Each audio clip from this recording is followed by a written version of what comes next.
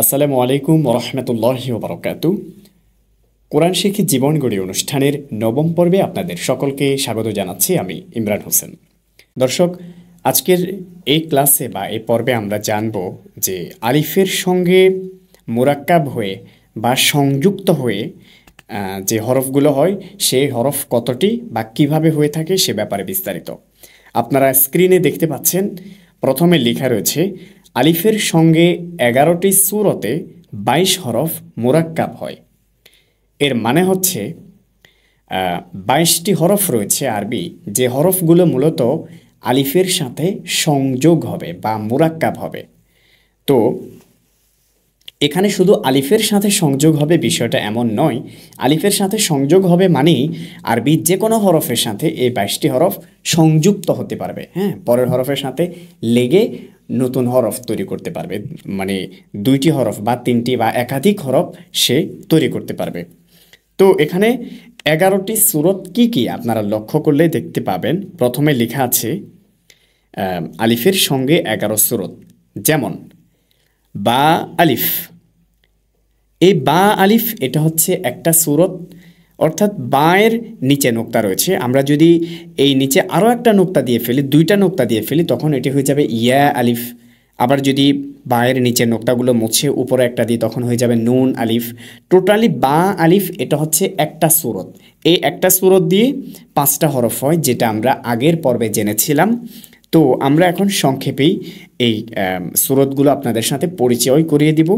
প্রথমে দেখা যাচ্ছে বা আলিফ, দ্বিতীয় সূরত হচ্ছে হা আলিফ, এরপরে সিন আলিফ, সদ আলিফ, ত আলিফ, র আলিফ, আইন আলিফ, ফা আলিফ, কাফ আলিফ, লাম আলিফ, মিম আলিফ, হা আলিফ।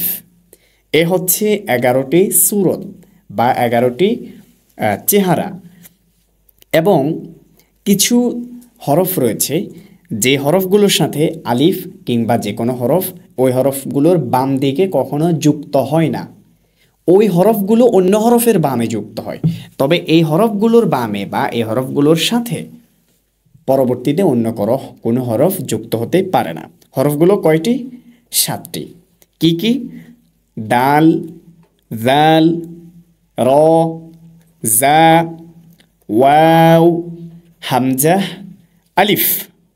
আপনারা দ্বিতীয় লাইনে দেখুন, এর পরের লাইনে দেখুন, ডালের সাথে আলিফ রয়েছে, কিন্তু অন্যান্য জায়গায় যেভাবে দেখেছেন বায়ের সাথে আলিফ একসাথে মোরাক্কাব হয়েছে বা সংযুক্ত হয়েছে, এখানে কিন্তু দালের সাথে আলিফ সংযুক্ত হয়নি, মোরাক্কাব হয়নি। দাল এবং আলিফ পৃথক। এবং একই নিয়মে জাল আলিফ, জালের সাথে আলিফ পৃথক করা আছে। জা আলিফ, র আলিফ, জা আলিফ, ওয়াও আলিফ, হামজা আলিফ, আলিফ আলিফ। এখানে এই 7টি হরফ যা পৃথক পৃথক, একটার সাথে আরেকটার কানেকশন হয় না।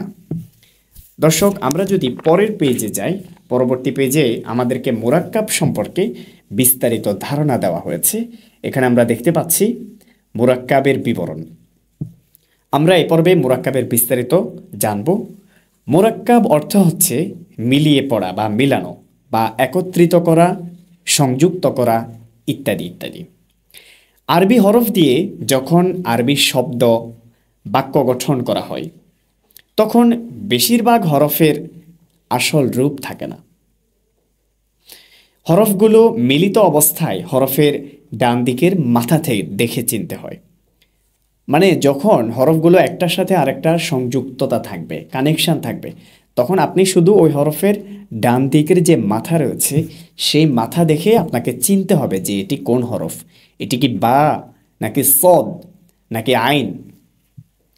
এরপরে আরবি হরফ 29টির মধ্যে 22টি হরফ শব্দের শুরুতে, মাঝে ও শেষে মুরাক্কাব বা সংযুক্ত হবে। বাকি যে 7টি হরফ সেগুলো মুরাক্কাব, শব্দের শুরুতে তার সাথে অন্য কোনো হরফ মুরাক্কাব হবে না। আমরা এর পরবর্তীতে একটা নকশা দেখতে পাচ্ছি, আর এই নকশার মধ্যে সেই হরফগুলোকে একত্রিত করে দেখানো হয়েছে। নকশার প্রথমে যে আমরা দেখতে পাচ্ছি একটা দাঁত রয়েছে আর এক দাঁতের নিচে একটা নোক্তা রয়েছে।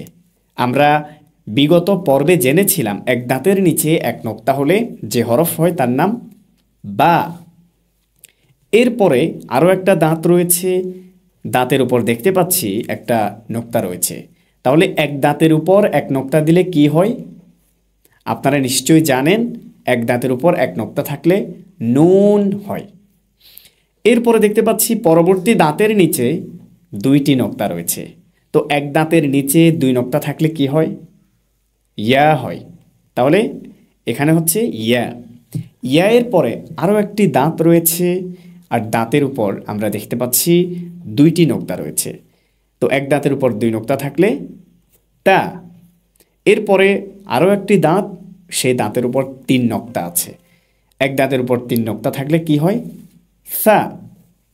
এরপরে গোল মাথা, আমরা জেনেছিলাম গোল মাথা দিয়ে দুইটি হরফ হয়, গোল মাথার উপর এক নোক্তা দিলে ফা, আর গোল মাথার উপর দুই নোক্তা দিলে কফ। তাহলে একসাথে গোল মাথা দিয়ে আমরা কয়টি হরফ পেলাম? দুইটি হরফ, ফা, কফ। এবং এর আগে আমরা এক দাঁত দিয়ে পাঁচটি হরফ পেয়েছি, বা, নুন, ইয়া, তা, সা। তাহলে এক দাঁত এবং গোল মাথা শেষ হয়ে গেল। এরপরে দেখা যাচ্ছে এখানে তিনটি দাঁত রয়েছে একসাথে, তো তিন দাঁত দিয়ে আমরা শিখেছিলাম দুইটি হরফ হয়, যখন তিন দাঁতের উপর তিন নোক্তা থাকে তখন তার নাম হয় শিন, আর যখন ওই তিন দাঁতের উপর কোনো নোক্তা না থাকে তখন তার নাম হয় সিন। তাহলে এখানে আমরা দেখতে পাচ্ছি প্রথমে তিন দাঁতের উপর কোনো নোক্তা নেই, তাহলে এর নাম হচ্ছে সিন।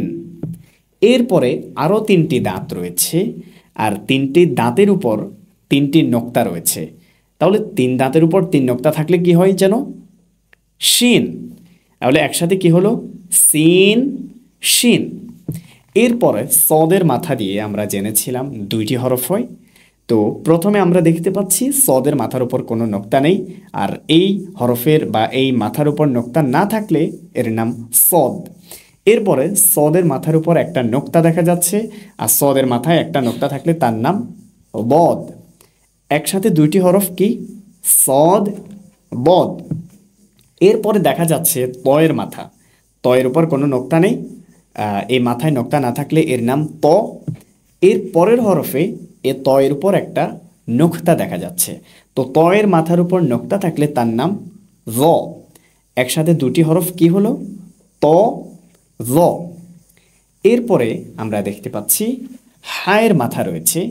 আমরা জানি এ হায়ের মাথার নিচে যখন একটা নোক্তা হবে তখন তার নাম হবে জিম, এবং এ হায়ের মাথার মধ্যে যখন উপরে নিচে কোথাও কোনো নোক্তা থাকবে না এর নাম হবে হা, এবং যখন হায়ের মাথার উপরে কোনো নোক্তা থাকবে তখন এর নাম খ।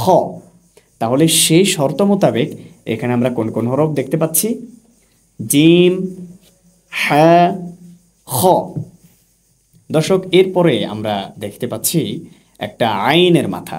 আইনের মাথায় যখন কোনো নোক্তা না থাকে তখন তার নাম আইন, এবং এরপরে দেখতে পাচ্ছি আইনের মাথা এবং তার উপর একটি নোক্তা, তো আইনের মাথার উপর এক নোক্তা থাকলে তার নাম গইন। তাহলে একসাথে দুইটি হরফ কি দাঁড়ালো? আইন, গইন। এরপরে একই নিয়মে আমরা দেখতে পাচ্ছি আছে লাম এবং কাফ। লাম হরফটি যদি বাক্যের অথবা শব্দের শুরুতে যদি লেখা হয় সেক্ষেত্রে লাম হরফটা তার রূপটা এমন হবে এবং আলিফের মতো, তবে তার সাথে কানেক্ট থাকবে, পরের হরফটি সংযুক্ত থাকবে। হ্যাঁ, লাম এবং এর পরের হরফটা একসাথে লেগে থাকবে, তো সেই ক্ষেত্রে আমরা দেখতে পাচ্ছি লামের সাথে কাফ লেগে আছে এবং এরপরে আছে হা, মিম। এরপরে আমরা একটা বক্সে লেখা দেখতে পাচ্ছি দাল, জাল, র, জা, ওয়াও, হামজা। এই হরফগুলো মূলত এমন হরফ যা শব্দের শুরুতে এবং মাঝে মোরাক্কাব হয় না, অর্থাৎ এই হরফগুলো আপনি যদি শব্দের শুরুতে লিখতে চান সেক্ষেত্রে লিখতে পারবেন না, লেখা যাবে না, এবং শব্দের মাঝখানেও আপনি লিখতে পারবেন না। এগুলো কেবলমাত্র শব্দের শেষে লিখতে পারবেন। আমরা নিচে দেখতে পাচ্ছি বেশ কয়েকটা উদাহরণ এখানে দেওয়া আছে। একদম সর্বপ্রথম হামজা, হা, মিম, দাল। এই যে দেখুন এখানে দাল হরফটা কিন্তু সবার শেষে লেখা হয়েছে, অর্থাৎ এটাকে শুরুতে এবং মাঝখানে লেখা যাবে না। এরপরে একই নিয়মে লাম, জাল, এই যে জাল হরফটির দিকে আপনারা ফলো করুন। এই জাল হরফ এরপরে কিন্তু সে কিন্তু অন্য হরফের সাথে লাগেনি, অর্থাৎ তারপরে অন্য হরফ আলাদাভাবে লেখা হয়েছে। সে তার আগে হরফ যুক্ত হতে পারবে, যেমন লামের সাথে জাল যুক্ত হয়েছে, কিন্তু জালের পরে ইয়াটা কিন্তু জালের সাথে যুক্ত হয়নি, আলাদা আলাদা হয়েছে। একই নিয়মে ইয়া জাল, সেখানেও জাল হরফটি আলাদাভাবে লেখা হয়েছে। এরপরের যে শব্দ সেখানেও আপনারা দেখতে পাচ্ছেন বা, শিন, ইয়া, র, এই র হরফটি আপনারা ফলো করুন। এটা কিন্তু শব্দের শেষে দেওয়া হয়েছে। এরপরে আইন, জা, ইয়া, জা। আপনারা এই উদাহরণগুলো নিজেরা যদি কয়েকবার দেখেন, মনোযোগ দিয়ে ফলো করেন, তাহলে বুঝতে পারবেন। আমাদের এখানের মূল কথাটা এটাই, মূল সারমর্মটা হচ্ছে দাল, জাল, র, জা, ওয়াও, হামজা, এই হরফগুলো শব্দের মাঝখানে অথবা শুরুতে কোনোভাবেই সংযুক্ত হবে না, এটি শব্দের শেষে কেবলমাত্র যুক্ত হবে।